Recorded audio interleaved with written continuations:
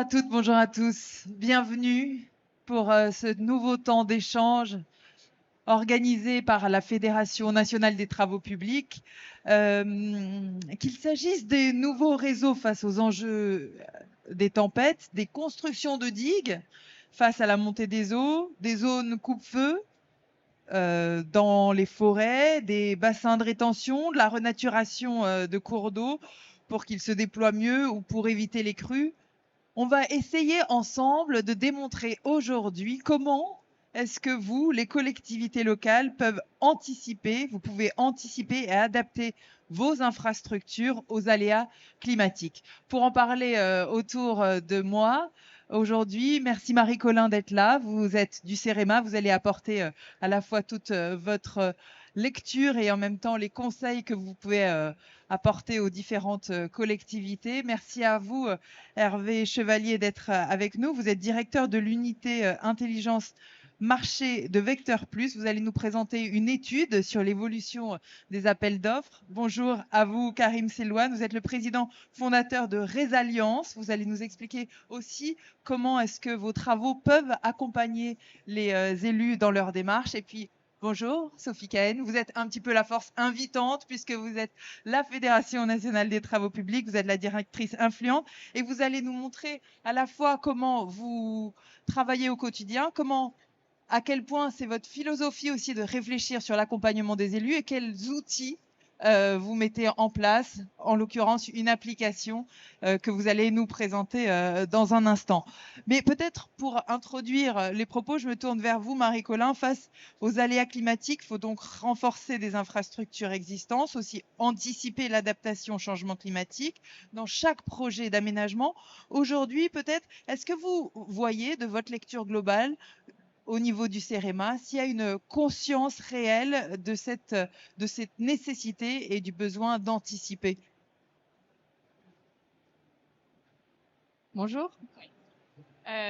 Effectivement, alors on a assisté ces dernières années à une hausse des demandes de la part notamment des gestionnaires d'infrastructures de transport terrestre, mais aussi portuaires, d'accompagnement, d'appui pour comprendre ce que c'est que le changement climatique, ses enjeux, ses impacts sur les infrastructures de transport et surtout savoir comment s'y adapter.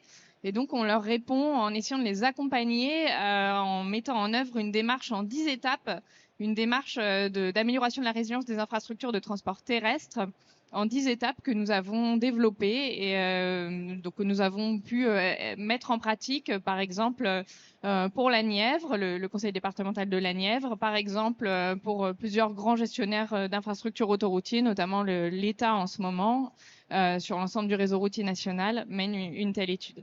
Donc, on pourra continuer à discuter ensemble sur les méthodes et puis à quel point le CEREMA, c'est un centre de ressources pour les collectivités locales et plus concrètement, peut-être en échangeant avec la salle, sur quelle forme de ressources aussi vous pouvez apporter dans ces 10 étapes. Je sais à quel point il y a des sous-points et des sous-sous-points et que c'est d'une grande densité. Donc, on pourra rentrer dans quelques détails ensemble dans un instant. Hervé, je me retourne vers vous, peut-être parce que avec Vecteur Plus, vous avez réalisé une étude à partir des appels d'offres de collectivités locales sur la façon dont ce sujet dont on parle a été pris en compte par les collectivités aujourd'hui et quelle est la tendance.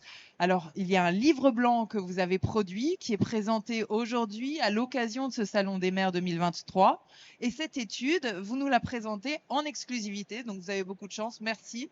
Maintenant, alors, qu'est-ce qu'il en ressort? Expliquez-nous. C'était bien l'objet de l'atelier, effectivement, de vous montrer quelques chiffres, parce que comme vous le disiez à l'instant, vous avez de plus en plus de demandes, et en fait, aujourd'hui, ces demandes, en fait, on les a essayé de les objectiver, de les mesurer. Ce qu'il faut bien voir, c'est qu'on a fait une étude de 2013 à 2023. Concrètement, en 2013, c'était à peu près 6-7% du marché du TP qui parlait de travaux sur les aléas climatiques. Aujourd'hui, ça y est, on est monté à 9-10% maintenant des demandes, des appels d'offres concernent des aléas climatiques. C'est quasiment 3 milliards d'euros par an, 500 000 euros d'ingénierie tous les ans, donc qui en fait montre que les collectivités locales, et d'une manière générale, le pôle local évidemment, mais l'ensemble des acteurs publics a pris la dimension du sujet, et avec notamment une forte croissance des sujets ingénierie, les études qui augmentent énormément. Et donc, ça veut dire que les années 2024-2025, il y a beaucoup de travaux qui vont s'engager, beaucoup de demandes qui vont s'engager. Oui, parce qui vont que être si on intéressantes. revient, donc vous avez commencé cette étude il y a 5-6 mois Ouais. et vous êtes remonté, comme vous le disiez, 10 ans en arrière pour voir un petit peu l'évolution des usages, des besoins face à tous ces enjeux. Et ce que vous dites là, c'est que, par exemple, tout ce qui est études d'ingénierie est de plus en plus présente par rapport aux travaux eux-mêmes. Est-ce que vous pouvez expliquer ce que ça raconte aussi de l'évolution ? Ça raconte que en fait, les aléas climatiques sont pris en compte. Il y a une interrogation sur comment faire pour gérer C'est ces sur le aléas. comment faire. L'ingénierie, C'est comment faire. C'est à faire ça appel à de traduit l'expertise extérieure pour essayer de comprendre comment son territoire est soumis déjà aux aléas climatiques, et ensuite quel type d'action et de prévention ou en tout cas de réparation peuvent être engagés par les différents acteurs publics. Alors, qu'est-ce qui ressort de votre étude ? Alors, par exemple, là aujourd'hui, vous avez à l'écran les aléas climatiques sur lesquels il y a le plus de demandes de travaux aujourd'hui. C'est globalement les inondations. Les inondations, c'est le premier chantier, c'est un tiers des travaux sur les aléas climatiques. Par contre, la sécheresse et surtout les vagues de chaleur est en forte croissance. En bas, le petit graphe en bas vous montre que, par exemple, sur les vagues de chaleur, entre 2019 et 2022, il y a plus 80% de demandes de travaux et d'études supplémentaires. Donc ça veut dire qu'aujourd'hui, les vagues de chaleur posent question à l'acteur public. Ils cherchent des solutions. Alors, il ne les a pas encore trouvées parce que les travaux ne sont pas là. Mais par contre, les études sont là. Et on sait que les études, c'est le signal de la maturité, c'est le signal d'une demande de plus en plus croissante autour de ces sujets. Et ça, c'est quelque chose qui est vraiment très important. C'est la croissance des études, la croissance des marchés qui se fait de plus en plus fort. On voit aussi sur la partie ingénierie, c'est encore plus de la moitié des travaux d'ingénierie, c'est sur la gestion des inondations, prévenir l'inondation, qui était un sujet historique. Ça fait des années que ça existe, mais par contre là, c'est un vrai sujet de plus en plus important avec la notion de vague de chaleur, parce que je crois que c'est la vague de chaleur aujourd'hui qui a beaucoup posé de questions en 2022. L'année 2023, on s'est arrêté au mois fin septembre. L'année 2023 va être à peu près du même niveau que les années précédentes, c'est-à-dire ce que vous voyez ici, 3 milliards et quelques de travaux et 500 000 euros d'ingénierie. On est à peu près sur les mêmes niveaux.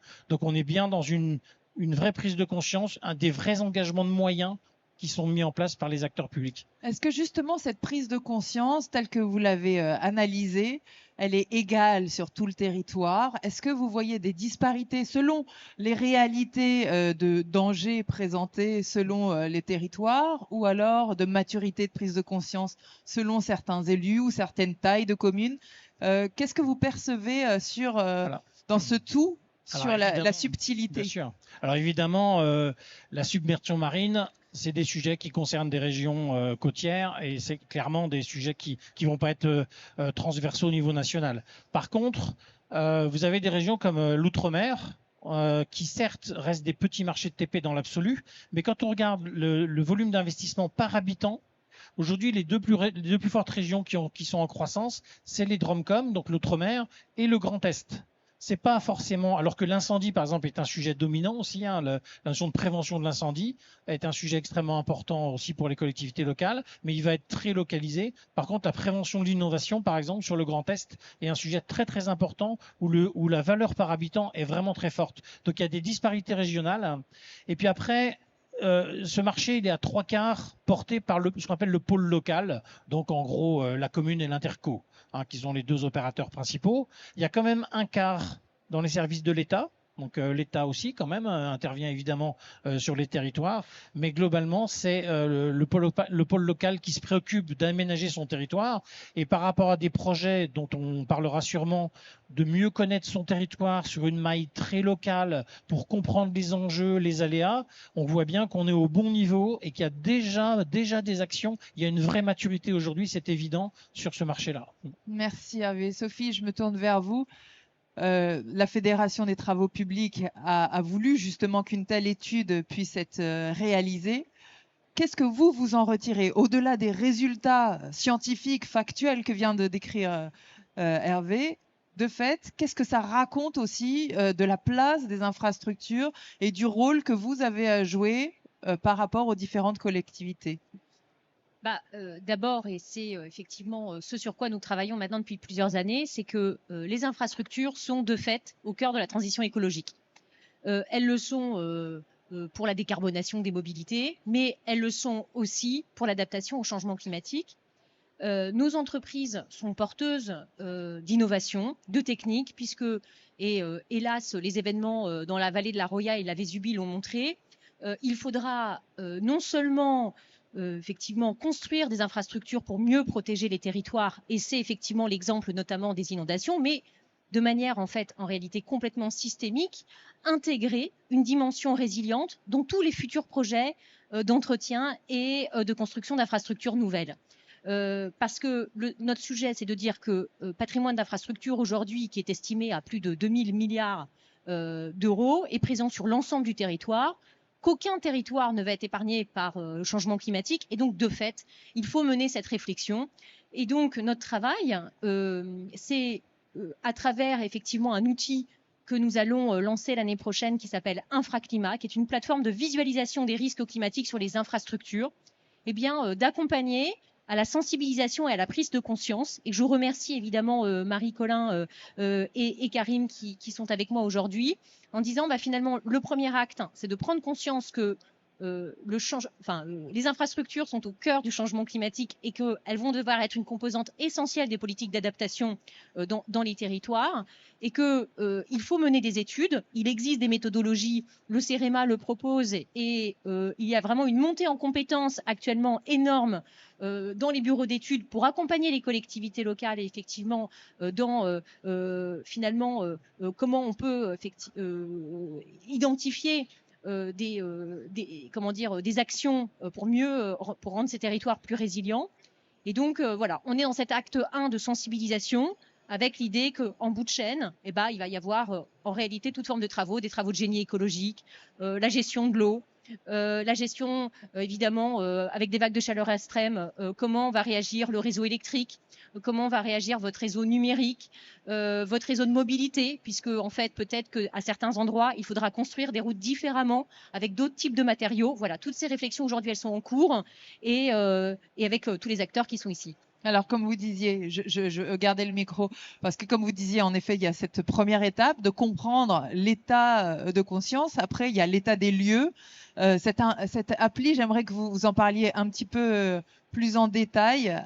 Infraclimat, en l'occurrence, c'est un des premiers outils. Il y a quelques outils que vous commencez à mettre en place, à développer à la fédération, justement pour aider à prendre en compte toutes les données, toutes les datas nécessaires pour savoir comment anticiper, pas après-demain, demain déjà.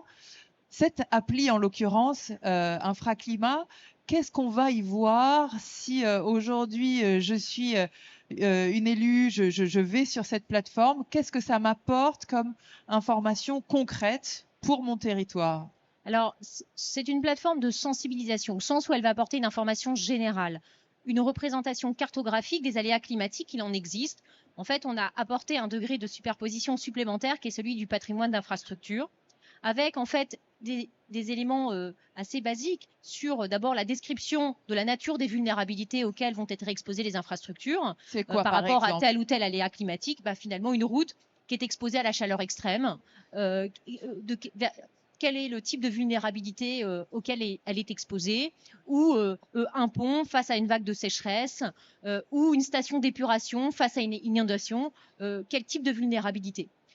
Évidemment, et ça Marie du CEREMA est bien mieux placée que moi pour vous l'expliciter en détail. Ces vulnérabilités, elles sont de plusieurs natures, et par ailleurs, évidemment, il y a une interdépendance des infrastructures qui, on le rappelle, en fait, sont au cœur de la vie quotidienne des gens. C'est la continuité des services publics, aussi élémentaires que l'accès à l'eau, l'accès à l'électricité, les mobilités. On le voit actuellement dans le Pas-de-Calais, où des infirmières n'ont pas pu se déplacer pour aller rendre visite à leurs patients. Et donc tout ça, il faut, dans les politiques d'adaptation au changement climatique, pouvoir l'anticiper. La bonne nouvelle, c'est qu'on n'est pas du tout dans une représentation cataclysmique de la fin du monde extrêmement anxiogène, c'est qu'il existe des solutions.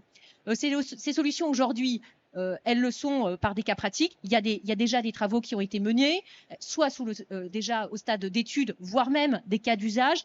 Et donc notre plateforme, elle est vraiment conçue comme un centre de ressources pour faire cette pédagogie.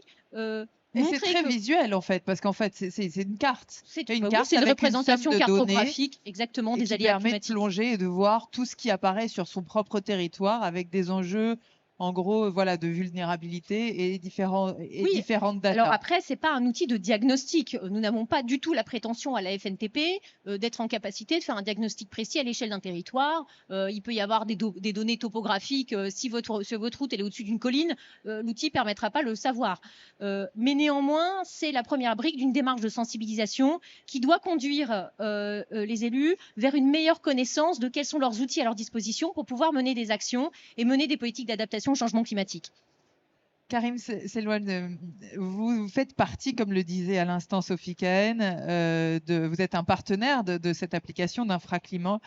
Vous allez aider aussi à nourrir son contenu et vous êtes le président fondateur de Résalience. Alors peut-être c'est intéressant d'expliquer ce que vous apportez, vous, avec Résalience comme aide, comme apport aux collectivités locales, dans le sens où vous avez un travail justement plutôt global, systémique, holistique, une vision où vous prenez en compte la complexité des data et des données. Et l'idée, c'est de le simplexifier, de le simplifier pour le rendre pratique à l'échelle locale. Comment est-ce que vous travaillez et en quoi vous pouvez leur être utile? Effectivement, alors... Déjà, rapidement pour Résalience, donc effectivement, on a un bureau d'études et d'ingénierie. On travaille notamment beaucoup en collaboration avec le CEREMA, les équipes de Marie Colin. Et on adresse des sujets sur l'adaptation des territoires et des infrastructures à peu près dans près de 90 pays dans le monde. Et concernant la manière dont on adresse des projets avec les collectivités territoriales à l'échelle France, déjà, dans un premier temps, c'est d'essayer de clarifier une forme d'expression du besoin. Il a été évoqué tout à l'heure la question des marchés. Quels sont les signaux que vous arrivez à identifier pour voir la croissance de cette expression du besoin? Mais nous, on participe, en tout cas dans certains territoires, à essayer de comprendre des difficultés liées au changement climatique, de mesurer oui ou non la sensibilité ou la perception, parce qu'elle peut être des fois tronquée, biaisée, objectif et non objectif. Donc on part de ce point de vue-là, dans une démarche de discussion, de dialogue, de groupe de travail avec les collectivités, pour ensuite déterminer un projet qui soit une forme d'expérimentation et des fois aussi en mettant des territoires en lien pour essayer de trouver des projets de coopération. Et là, nous, ce que nous faisons, mis à part le fait d'apporter des solutions techniques qui sont toujours très spécifique à l'échelle locale. Il n'y a pas, comme on dit, le changement climatique est global, mais les solutions ne doivent être que locales. Mais pas que techniques, parce qu'elles ont aussi des composantes socio-économiques, politiques, de gouvernance, de capacité financière, de capacité sociale. Et donc, c'est tout ça qu'on essaye d'intégrer dans l'approche pour ensuite co-définir ensemble des projets. Après, il va se poser la question de comment est-ce qu'on les finance. Et là, nous, Résalience, on va se positionner en essayant de déterminer, d'identifier des guichets de financement, que ce soit à l'échelle France ou que ce soit à l'échelle européenne. Et notamment, moi, je participe, donc je suis membre du Conseil d'adaptation de la Commission européenne, et pour lequel il nous a été demandé d'identifier 150 territoires en Europe qui pourraient être éligibles à des financements de programmes d'adaptation dans tous les secteurs, et notamment celui de la construction, pour expérimenter des projets qui vont de la phase conception, travaux, voire réalisation, et même jusqu'à l'évaluation et au monitoring des solutions d'adaptation qui auront été testées. Donc vous voulez dire que vous êtes doublement intéressant. Non seulement vous avez les informations, mais en plus vous avez éventuellement les financements. Je crois qu'il y a 496 millions d'euros à la clé. Donc, si vous voulez vous porter candidat, n'hésitez pas. Exactement. Vous pourrez retrouver Redouane à la fin de cet échange. Je me tourne vers vous, Marie Colin. Au niveau du CEREMA, justement, Sophie, vous renvoyez un peu la balle quand je l'interrogeais sur la question de la vulnérabilité aujourd'hui. Qu'est-ce qui est important? Alors, je ne vais pas vous demander de rentrer dans tout le détail des 10 points et des 10 étapes pour accompagner les collectivités parce que chacun doit faire son chemin et c'est un chemin dense. Mais en l'occurrence, déjà, qu'est-ce qu'il faut savoir sur les fondamentaux de la vulnérabilité de son territoire pour pouvoir engager ensuite des réflexions puis des travaux d'infrastructures adaptés aux aléas climatiques? Alors, je suis pas convaincue qu'il faille déjà savoir quelque chose. En fait, souvent la question, c'est plutôt une question de motivation et d'engagement. Les collectivités, les gestionnaires d'infrastructures de transport se retournent vers quelqu'un qui peut les accompagner en leur disant, nous, on cherche à adapter notre infrastructure. Et la question qui peut se poser derrière, c'est plutôt qu'est-ce que vous voulez faire derrière cette adaptation? Est-ce que c'est un objectif plutôt d'adaptation, par exemple, essayer de privilégier un trafic, de le rendre vraiment résistant à un aléa donné? Est-ce que c'est plutôt rendre des infrastructures résistantes parce que vous en avez certaines qui sont très coûteuses et on ne veut pas qu'elles tombent lorsqu'il y a une inondation ou un mouvement de terrain, etc. Vraiment, c'est plutôt, je pense, quand on se lance dans une démarche d'adaptation, ce qu'il faut savoir, c'est plutôt qu'est-ce qu'on veut réellement faire derrière cette démarche d'adaptation. Donc, préserver le trafic, préserver les infrastructures. Et donc, c'est vraiment ça à définir parce que c'est ça qui va Donc, il y a déjà des choix au départ il y a des choix de cette nature-là. Des choix en matière de périmètre, donc des infrastructures à étudier, périmètre des aléas. Quels aléas vous les prendre en compte? Uniquement les inondations? Mais alors, si vous mettez en place des solutions d'adaptation qui sont pas résistantes à la chaleur, on a peut-être loupé quelque chose.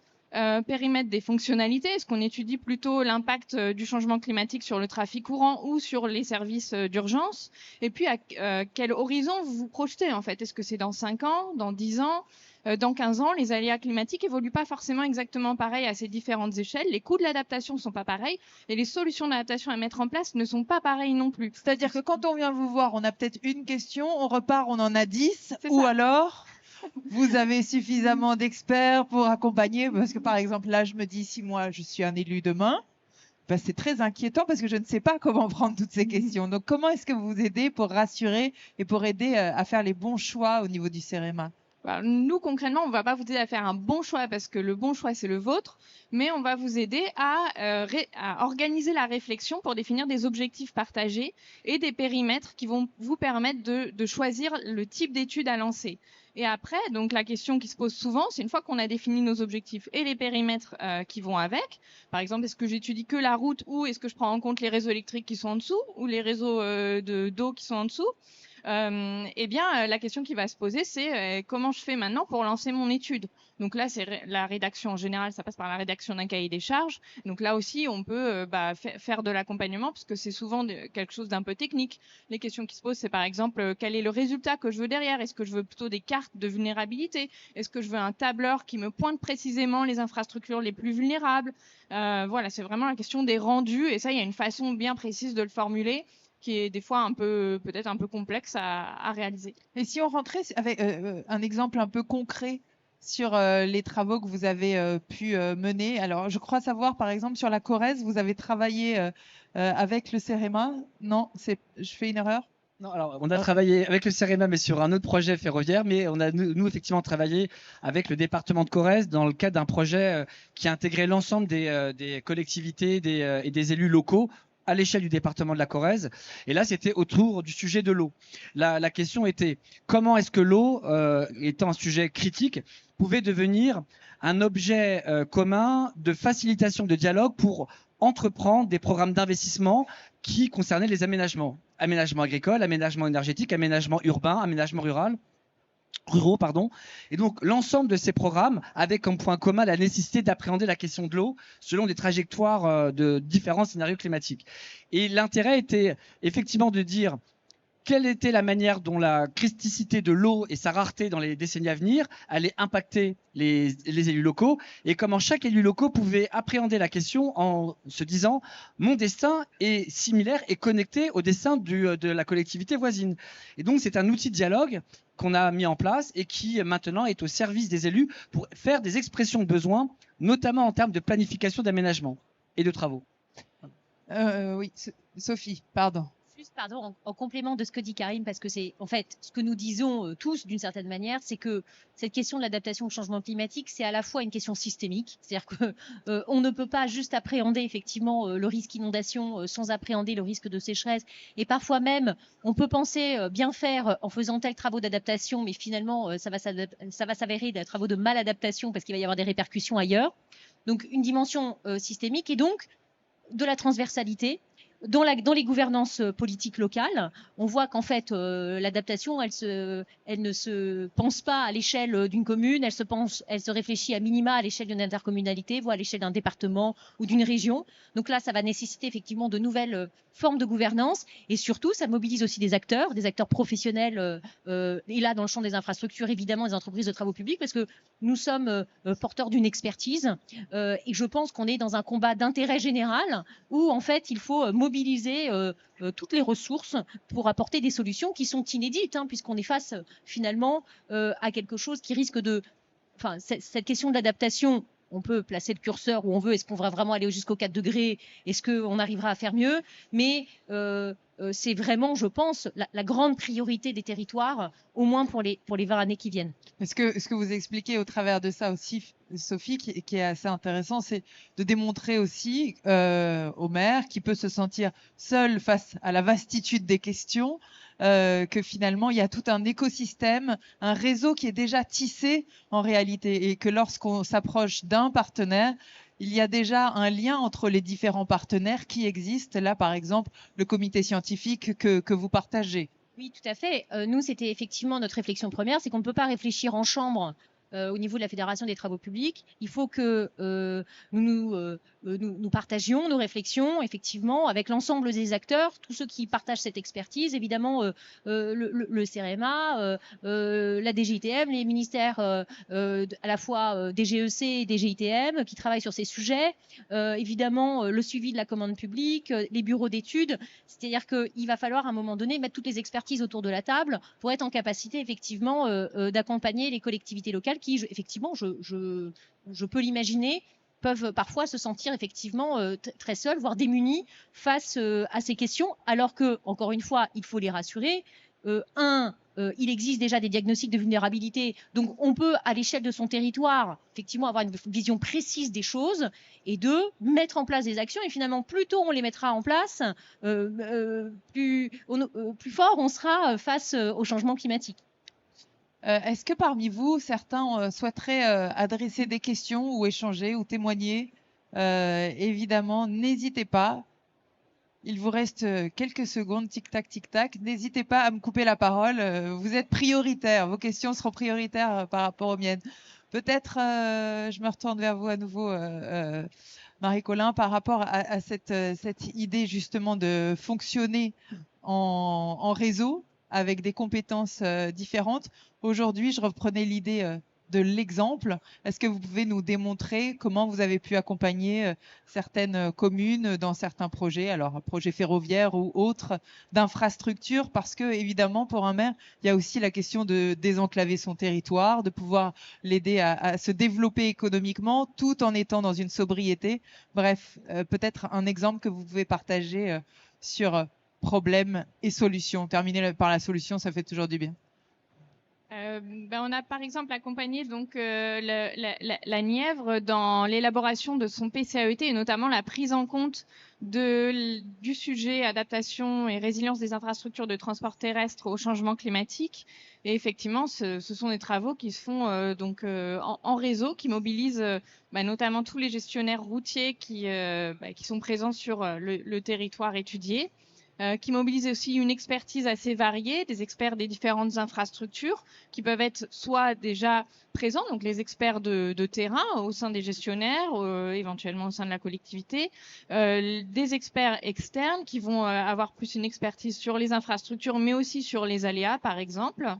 Donc on a vraiment tout un écosystème qui se connaît bien, hein. On a de plus en plus de bureaux d'études, et vous le disiez tout à l'heure, qui sont montés en compétence ces dernières années dessus, et c'est vraiment à saluer parce qu'effectivement, quand on cherche un accompagnement, on sait aujourd'hui qu'on peut le trouver, et ça peut nous amener du coup à bien mieux cibler les besoins, les enjeux, les impacts du changement climatique, et à identifier après effectivement les solutions particulières à trouver. Merci infiniment à chacun d'entre vous d'avoir essayé de traduire toutes ces données complexes en les rendant simples, en montrant qu'il peut y avoir de l'aide pratique, technique, scientifique. Alors, pour charger le livre blanc, je vois qu'il y a un QR code. Donc voilà, mais on va le laisser encore 2 minutes, le temps que tout le monde puisse le flasher. Autrement, dites-moi où est-ce qu'il peut être récupéré, votre travail, votre étude peut être retrouvée sur quelle plateforme? Il peut être récupéré bien sur le site de Vector Plus et sur le site de la FNTP. Aujourd'hui, on va communiquer autour de ce livre blanc. On l'a annoncé là maintenant, donc le temps que ça se propage, ça devrait être assez rapide et dans la journée et dans les quelques jours qui viennent.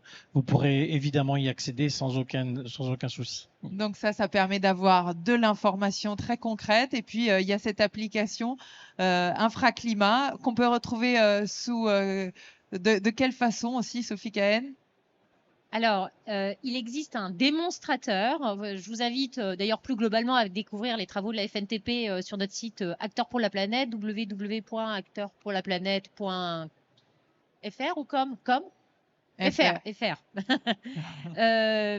Donc, la version nationale sera dévoilée en avril l'année prochaine. Et donc, mais ça donne nous déjà communiquerons bien une idée nous communiquerons effectivement fortement à cette occasion. Merci beaucoup. Merci à vous 4 et à très vite pour plus d'échanges. C'est juste en face, aux travaux publics.